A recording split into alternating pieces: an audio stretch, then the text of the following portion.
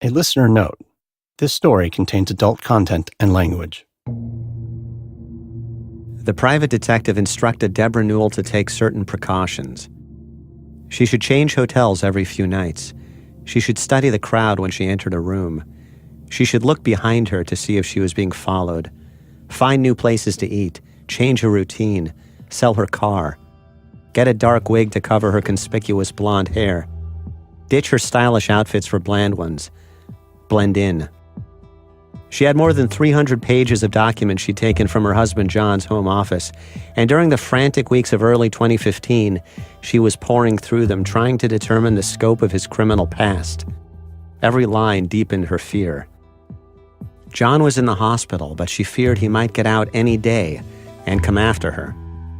So she followed the private eye's instructions on making herself a difficult target. But one suggestion she didn't follow. One thing she refused to do. That was to arm herself. She hated guns.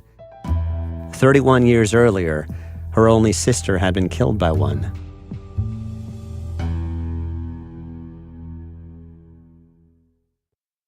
Hi, it's Christopher Goffard. If you'd like to support more signature journalism like this, you can join us by subscribing to the LA Times. Our mission is to uncover the truth every day, and we invite you to be part of it at latimes.com/join. That's latimes.com/join. From the Los Angeles Times and Wondery, this is Dirty John. I'm Christopher Goffard.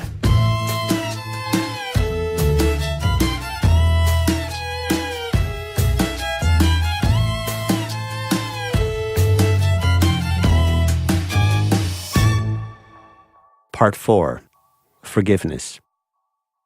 Right off the bat, we knew this guy was a professional. I was scared for myself. I was scared for my aunt. I was scared for my family that once he got out of the hospital, that he was going to, take some physical retaliation for us catching up on him. This is Debra's nephew, Shad Vickers, who helped her hide. Shad studied John's record. To him, it had the look of a man who had managed again and again to avoid punishment for his crimes. You could see how case dismissed, case dismissed, case dismissed, case dismissed. Probably women just said, forget it, I don't want to deal with it. If I can just get it dismissed, and if we're done, We saw letters from men where he was having sexual conversations from emails with men that were in prison, he would say. He was manipulating them. Women while he was in prison, while he was out of prison. Just a lot of things that my aunt was like, oh my gosh. And, once we went through all that, I knew she was never getting back together. There was a sickening repetitiveness to the stories about John Meehan. From 2005 to 2014, from about the time he got out of prison in Michigan for drug theft to the time he met Debra Newell in California, he claimed victim after victim. The Laguna Beach police counted 8 of them. Running through the stories was a streak of sadism and single-minded vindictiveness. They showed a man taking pleasure in the mechanics of a dark craft he had mastered.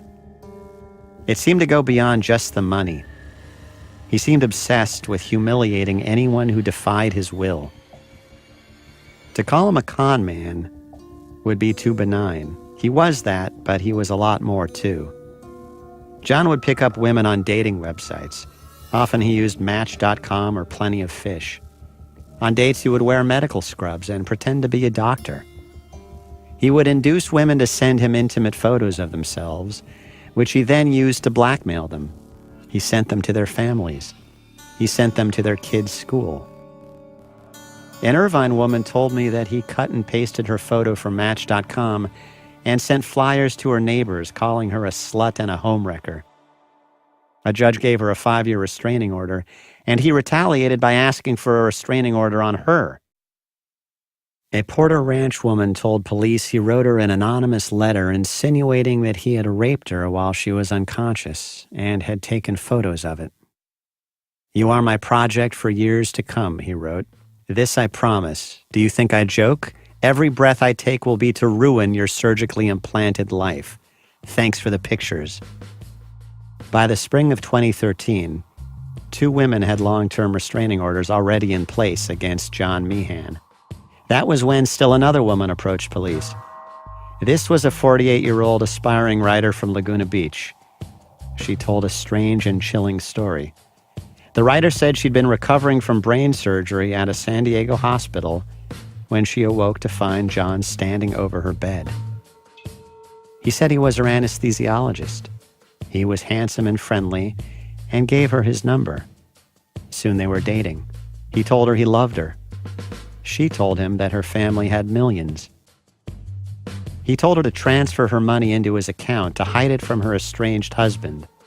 When she balked, he sent nude photos of her to her family and claimed she had been stealing from him. "You're in way over your head on this one," he wrote, demanding the money. "Make it happen and I walk away. If not, I will be your nightmare." He went to prison for stalking the writer and being a felon in possession of a firearm. The more Shad learned about his record, the more he felt there was good reason to fear John.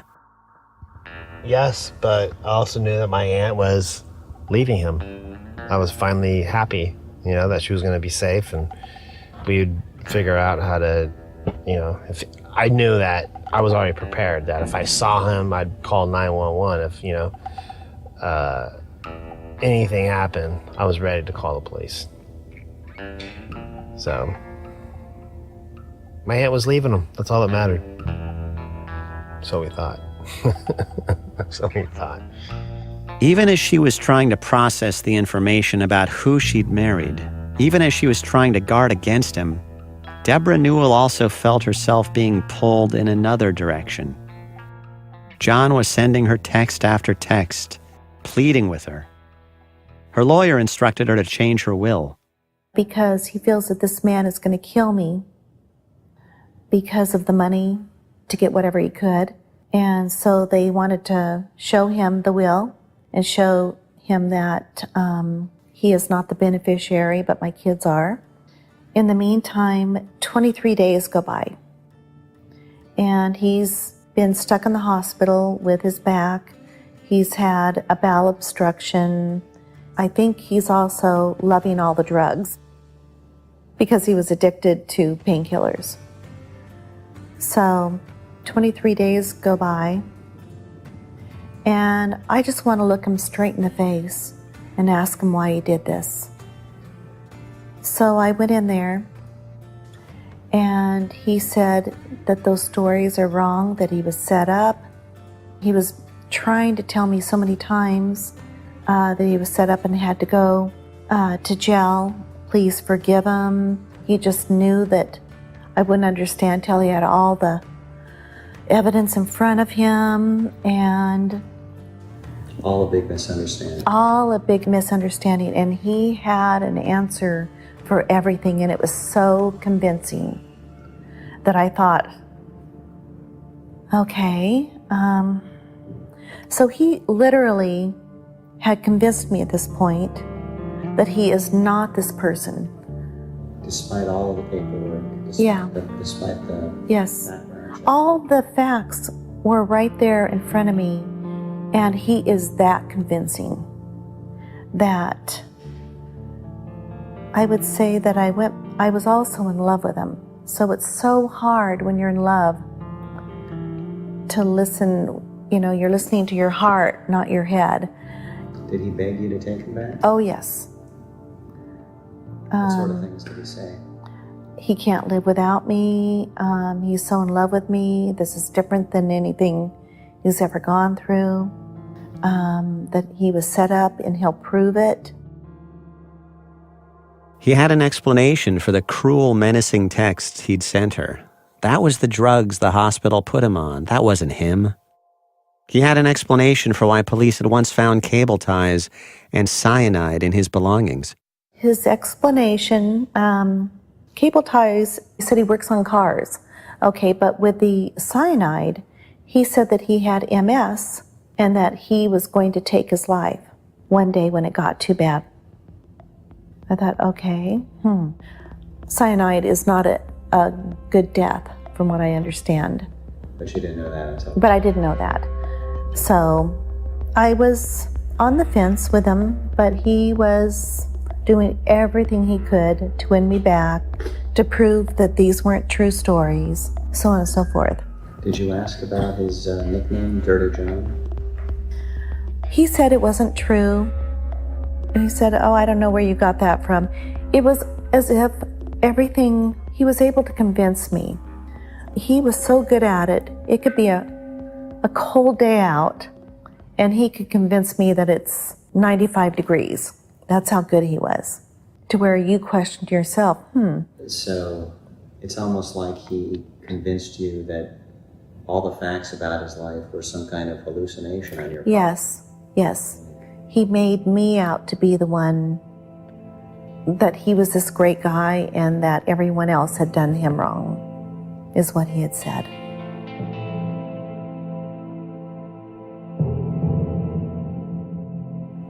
So, the restraining orders, how did he explain those? He told me some of them weren't him. He said, that's not my middle name, or if you pull up my name, there's lots of John Meehans out there. And he said, so that's not a restraining order on me. She found a newspaper story about John's arrest for stealing surgical drugs when he worked as a nurse anesthetist in the Midwest. He had an explanation for that, too. He said that he was always in a hurry and took them home with him because he had to hurry up and get home to his kids. And when he was going through his divorce with his wife, that was her way of framing him so he couldn't get the kids. So he always had a story.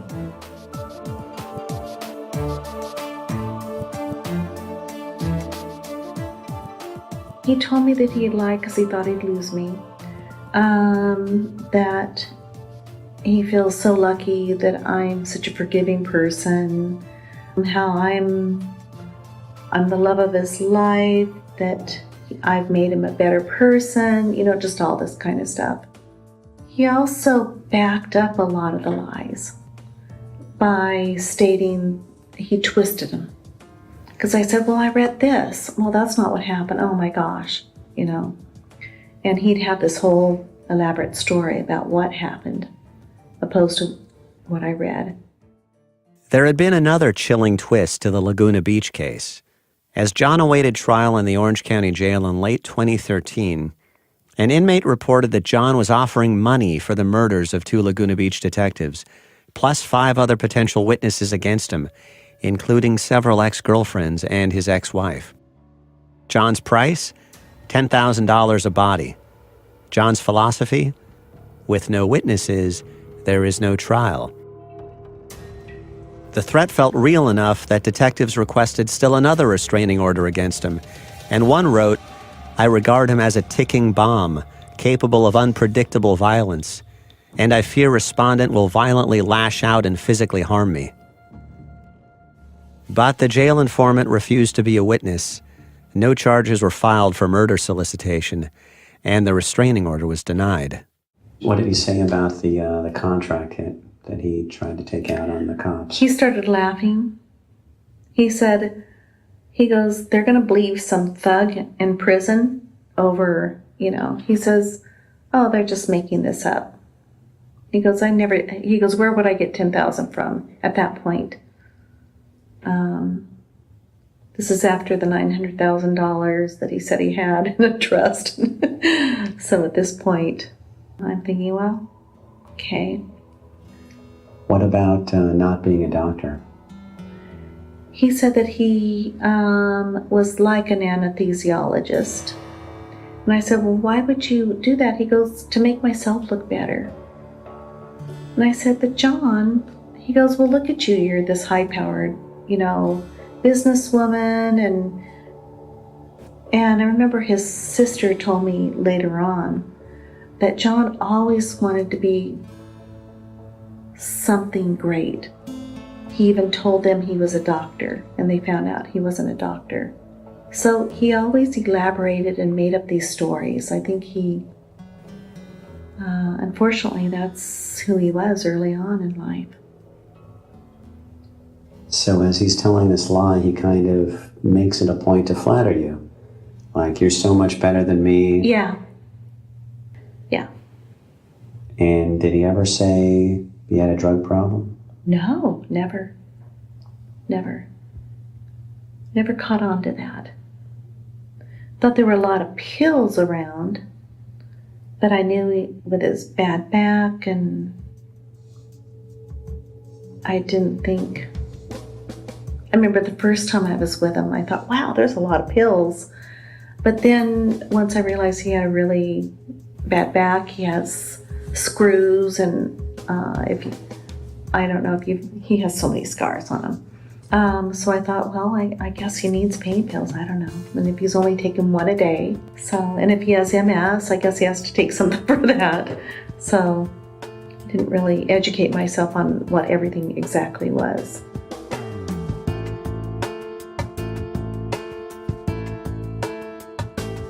I feel guilty to some degree that I've married him and that he's in the hospital. But at the same time, I feared... Explain that to me. Guilty. Guilty why? Because I made a commitment. I made a commitment to marriage, better for worse. But at the same time, I'm looking at this man, and I have to think about myself and my safety. And my kids' safety, for that matter. She did something that would astonish and horrify her family. She withdrew her request to annul the marriage. She took him back.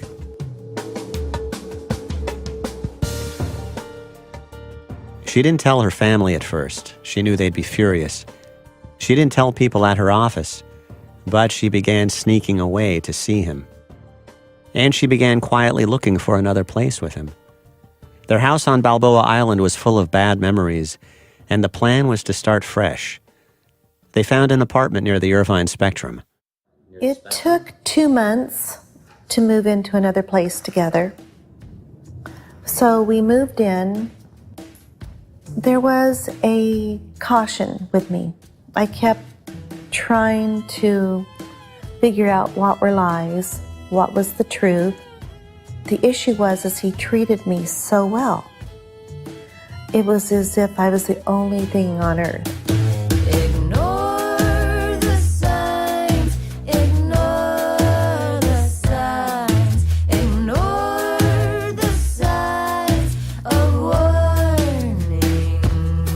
I listened carefully to Debra's explanation for why she went back to him. But no matter how many ways I asked, no matter how many ways she tried to explain, it remained baffling. This was a woman who ran a prosperous interior design firm with 30 employees, a savvy entrepreneur who traveled around the world and saw her work celebrated in the newspapers. Was this an extreme example of the compartmentalized nature of intelligence? An illustration of how he can be sharp in one area and easily misled in another? I thought of conversations I'd had with some of the other women John had deceived, women of intelligence and achievement. A PR professional, a gynecologist, and John's ex-wife, Tanya, a nurse anesthetist who told me it wasn't about how smart you were in the brain. She said, "The heart is a different organ." But in Debra's case, I kept thinking there had to be more to it. I kept going back to what had happened to Debra's older sister Cindi in 1984, and of what had happened to her killer, and what it said about Debra's family.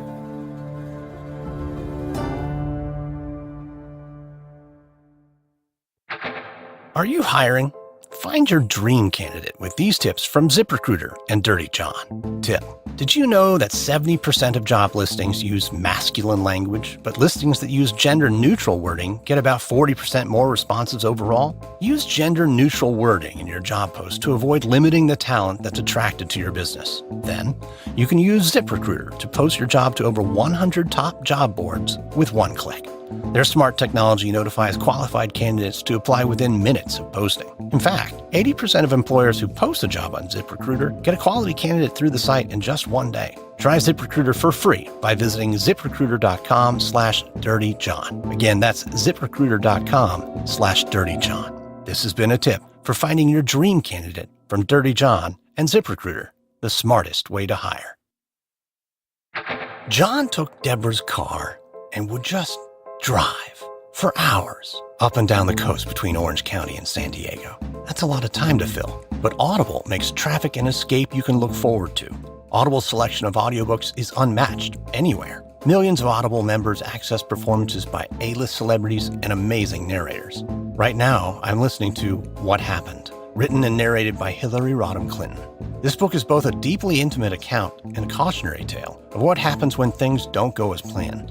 You can start a 30-day trial and get your first Audible book free by visiting audible.com/dirtyjohn. That's audible.com/dirtyjohn.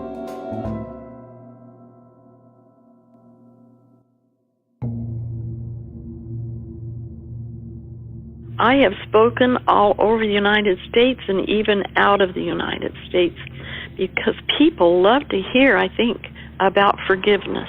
This is Arlene Hart, mother of Cindi and Debra Newell. Cindi was our firstborn, darling young lady. She turned into a beautiful young lady, and she married a wonderful young man named Billy. But one night she came home from her graduation and flopped on our bed and lifted up her left hand and said, "Look what I got tonight." And I said, "Is that a little friendship ring, you know?" She said, "No, Mom, it's an engagement ring." I said, "Oh, dear." She was only 17 at the time. I said, "Honey," I said, "when are you planning to get married?" She said, "On my 18th birthday." I said, "Oh, no, Cindi really had a mind of her own." She was very stubborn. Billy Vickers managed a supermarket. He and Cindi had 2 boys. But when they were married, I think it was 13 or 14 years, Cindi came to me and she said, "Mom, I'm not happily married. You were right. I should have waited longer." She said, "He's not the type of person I want to be married to." And I said, "What?" You know, because I thought they got along pretty well. He was fun to be with. And she said, "He's very, very possessive. He won't even let me wear a bikini at the beach." And I said, "Oh, really? I didn't even know that." And all this time we were having great times with him, you know, at picnics and over at our house at Christmas time and Thanksgiving. We just had a great family unit. And she named several things that I didn't even know what was happening. She said, "I can't even go out in the evening, go shopping or anything, because he's afraid a guy will pick me up or something." And I can understand maybe why he was that way, because she couldn't even step out the door with the guys looking at her and gawking at her. She was, you know, just a beauty. Just a beauty. And she said, "But Mom," she said, "he is so possessive. I can't do anything." One day, a professional football player met Cindi in Palm Springs and got her phone number. She was flattered by the attention. Arlene says he would send his limo by to pick her up. The marriage foundered. So they decided, she said, "Mom, we're going to get a divorce." And I said, "Oh, honey," I said, "that's terrible." And she said, "No," she said, "I can't stand living with Billy anymore." And she told me all the things she didn't like about Billy. And I loved Billy. And so anyway, they separated at that time, and Billy came and lived with us, with Shad, the older boy. He was 11.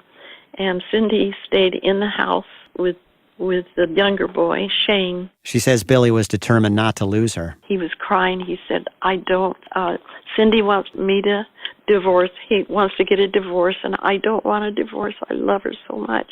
I can't let her go. I can't. So Cindi called me up. She said, "Mom, I'm going to be at the house tomorrow, and I want to talk with you. We have not been able to talk, and I want to talk to you and tell you the things that are happening." I said, "Oh, I'd love to have you." She said, "I'll come over for lunch." I said, "Great, I'll fix your special lunch for you." Billy Vickers had taken a friend's gun. It was a chrome-plated .25 caliber pistol with a black plastic handle. He met his wife at their house in Garden Grove in Southern California. They were selling the place, and there were details to settle. He walked up behind her as she sat at a table writing out checks. So I was teaching piano at the time, like I've done all my life. Every half hour another student would come in. It was a beautiful day, And I thought, oh, I get to see Cindi today, and we'll have lunch together. It's going to be great. I was really excited.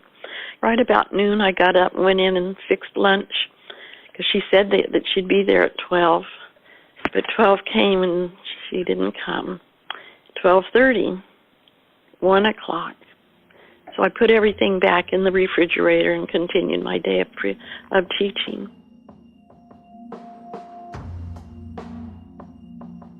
4 o'clock, the doorbell rang, and I went to the door. There were 2 policemen standing there. The one on the left said there's been a shooting. And I thought, oh no, he's so disturbed over losing Cindi that he shot himself.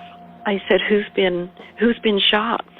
He said, your daughter has been shot. I said, my daughter? I couldn't believe that. And I said, how bad is she?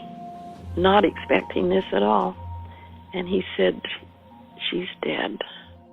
And I looked at him, and the other policeman just broke in and said, and Billy shot himself too. And I said, is he dead too? No, he's not dead. And I said, oh no.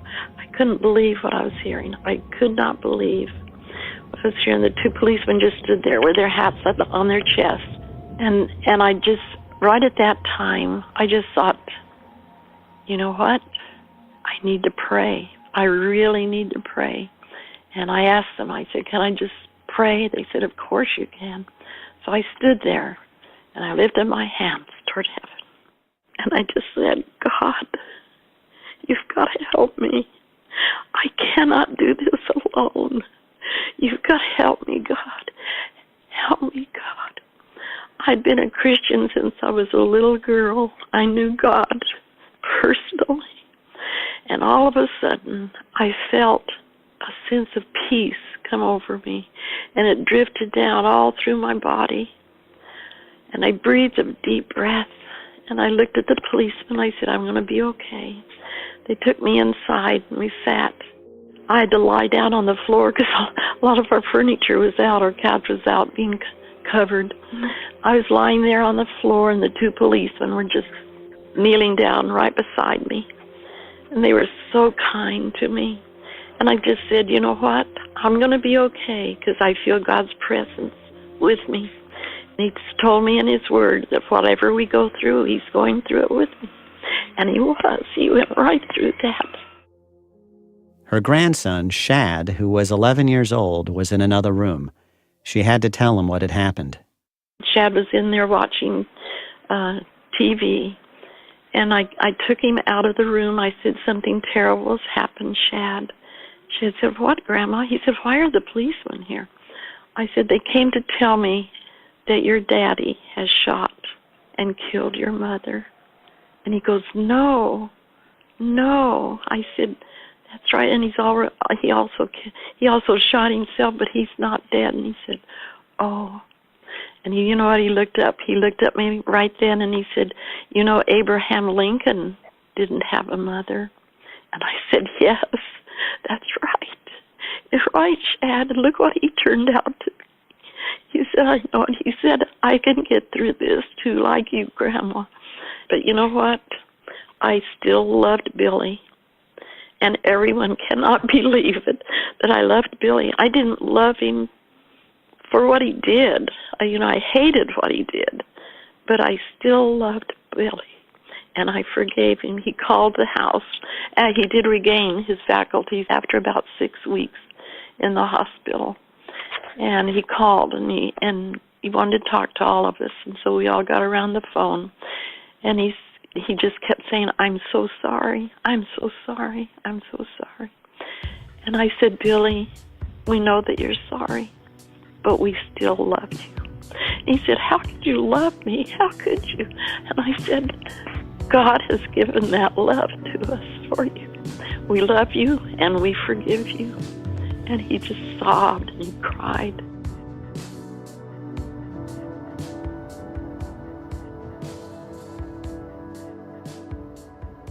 I went to the courthouse in Santa Ana to dig up what's left of the official record of the case. It's been 33 years, and most of the file is long since destroyed, including the exhibits. But I found a transcript of the preliminary hearing on April 26, 1984, in the case of People versus Billy Franklin Vickers. Vickers was charged with murder in the first degree. A witness named Carol Planchin, one of Vickers' friends, testifies that Billy came to her house to borrow her husband's gun about 2 weeks before the shooting. Vickers said he wanted to take it to the shooting range and that her husband had said it was okay. She gave it to him and joked, "Don't hold up a liquor store." Planchin's husband, Bill, testifies that he never gave Vickers permission to take the gun. He says he worried Vickers would harm himself. He called Vickers repeatedly and asked to have it back, and Vickers replied, "I don't have it anymore, I got rid of it." An emergency dispatcher testifies that at 3:08 p.m. on March 8, 1984, a man calls and says, "I shot myself." A paramedic says that he stepped into the house and found Cindi Vickers slumped in a chair, with her husband bleeding from his self-inflicted wound on the kitchen floor. A medical examiner testifies that Cindi Ruth Vickers died of a single gunshot wound to the back of the neck.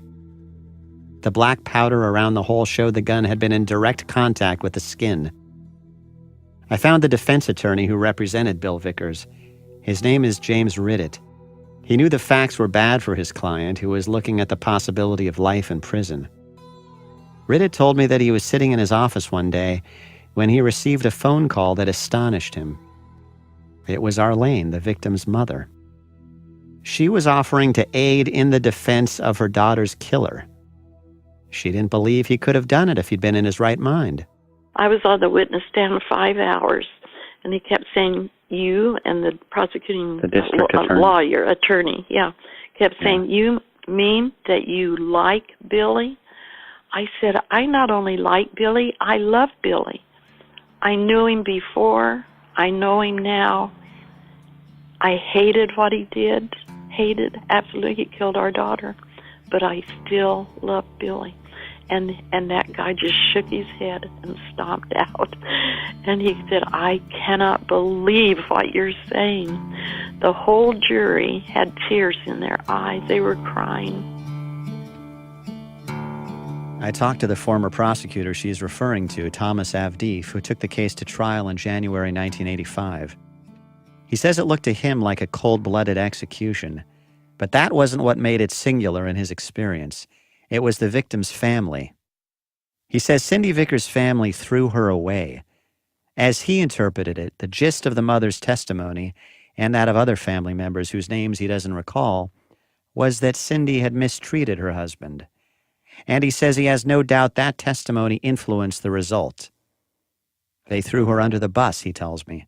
I don't know the dynamics of the family. I could never understand that. Why say bad things about the victim? The defense attorney put on psychologists to make the case that Vickers hadn't been in his right mind, that he'd been in a state of temporary unconsciousness. This seemed to sway the jurors as well. During deliberations, they sent a note asking to be read the legal definition of consciousness versus unconsciousness. The jury found Vickers not guilty of murder, but it couldn't agree to the lesser charge of voluntary manslaughter. The judge declared a mistrial on February 1st, 1985. Avdeef says he planned to retry the case when Vickers agreed to plead guilty to voluntary manslaughter. Billy Vickers wrote on the plea form, "On March 8, 1984, in the county of Orange, I shot and killed my wife, Cindi Vickers." In exchange, he got a 5-year sentence. Arlene credits her own testimony for Billy's short prison term. He got credit for time served, credit for good behavior, and he was out before Christmas 1986. The consequence of forgiveness was this: Bill Franklin Vickers spent 2 years, 9 months, and 9 days in lockup for shooting his wife in the head.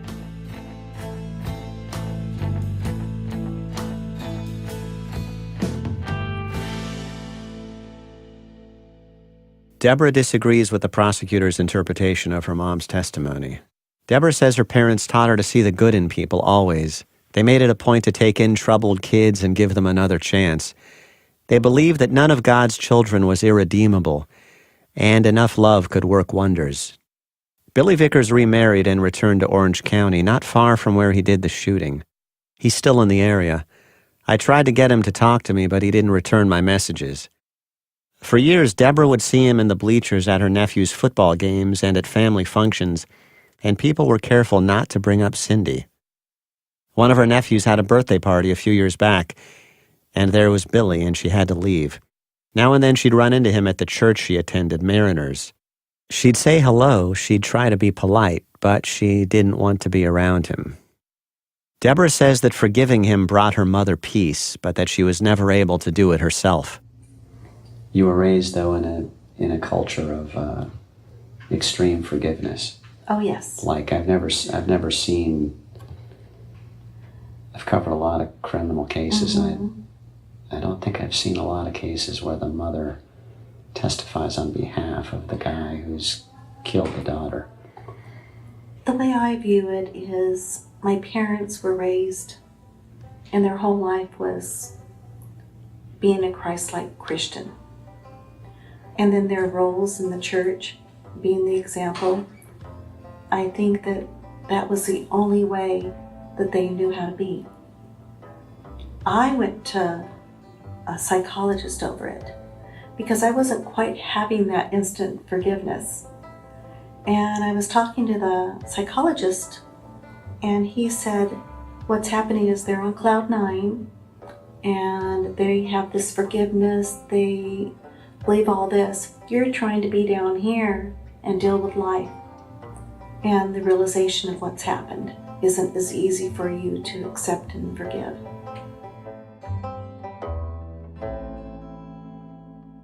I guess what I'm trying to understand is, did your feeling that people need to be forgiven, because that's the Christian thing to do, did that play into your decision to take John back? I don't know. I think that I fell in love and was willing to believe what he was telling me. Wanted to believe what he was telling me, I guess. I'll never understand it, why, but I always do see the great in, I think, everyone. I have to be frank with you. This is the part of the story that's hardest to explain. I bet. Why I would go back? Yeah.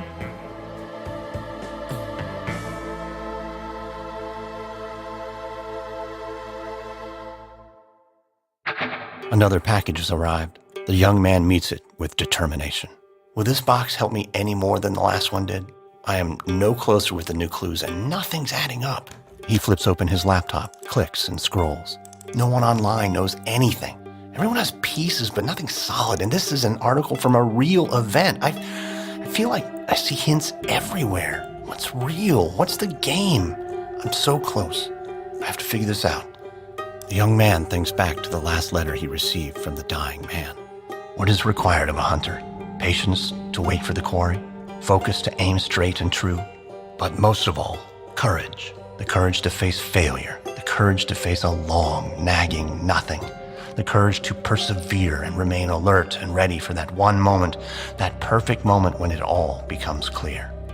Want to hunt a killer? Visit huntakiller.com/dirtyjohn and use coupon code DIRTYJOHN for 10% off.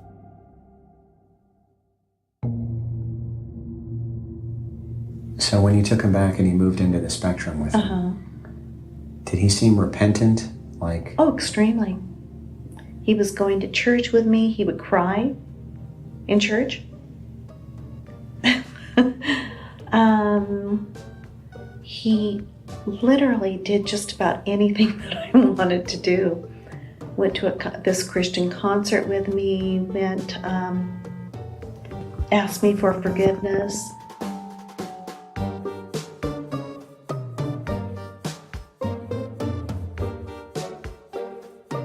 We started going to Free Chapel, but we started going there and he really liked it. He would, like, weep in church during the sermon? Yeah. And what did you make of that? Well, of course, I thought, oh, that's wonderful. You thought he was feeling God and feeling repentance? Yeah. Were there certain messages that induced tears? A Father's Day one. He cried on Father's Day. It was a hard day for him. Said he missed his kids every single day.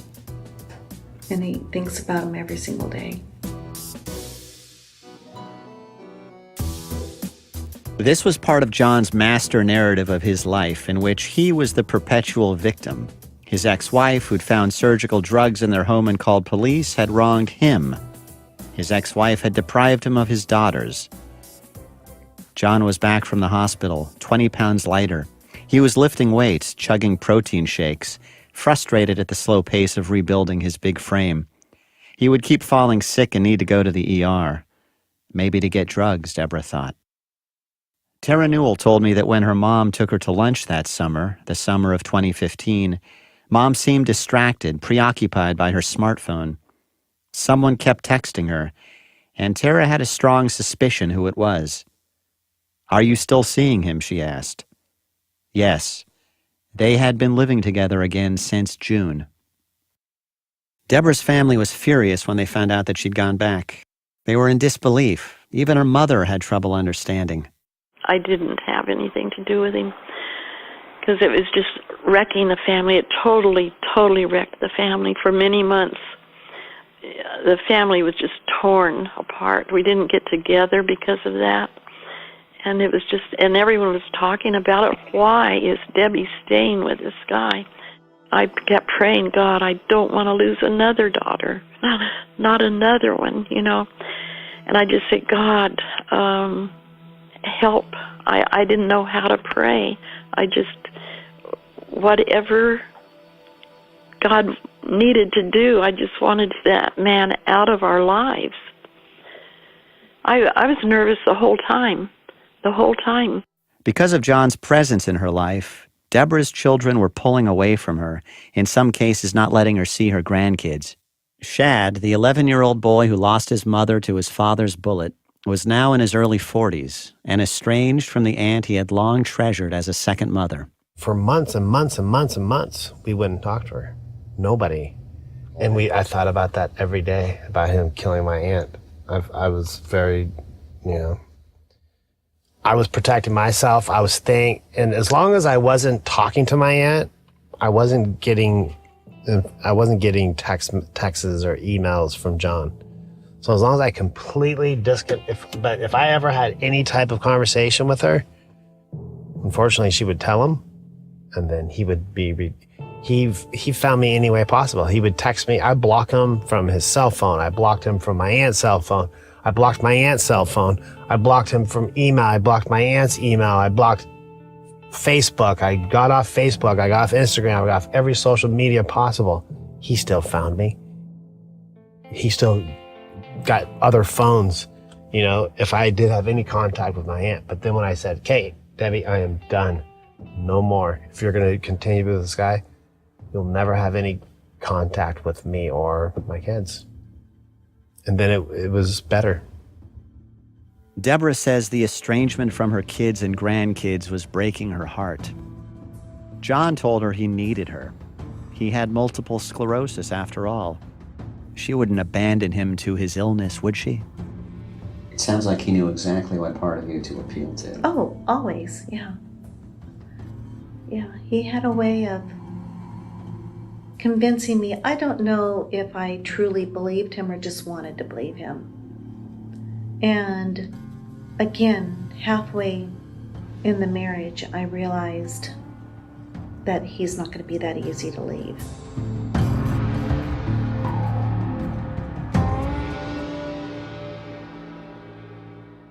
On the next episode of Dirty John. I couldn't tell you what color his eyes were, but I can tell you that as I sat across that table from him that day, they were as black as coal. It's the kind of thing where you look at somebody and you swear you can literally hear the seething cauldron that's inside their brain. And that's when I started looking at this guy thinking, oh my God, he is a nutcase. This is a dangerous man. Our next episode will be available in 2 days. In the meantime, if you like what you heard, do tell your friends about our show. It's available at latimes.com, Wondery.com, and every major podcast player, including Apple Podcasts, Stitcher, NPR One, TuneIn, iHeartRadio, and Spotify. Dirty John is reported and written by me, your host, Christopher Goffard, for the Los Angeles Times. Karen Lowe is our producer and editor. Audio design by Jeff Schmidt. Executive producers Jeffrey Glazer and Hernan Lopez for Wondery. Over the course of this production, our LA Times team has included Shelby Grad, Steve Clow, Robert Meeks, and Devon Maharaj. You can read the story at latimes.com. We're putting up installments as these episodes air.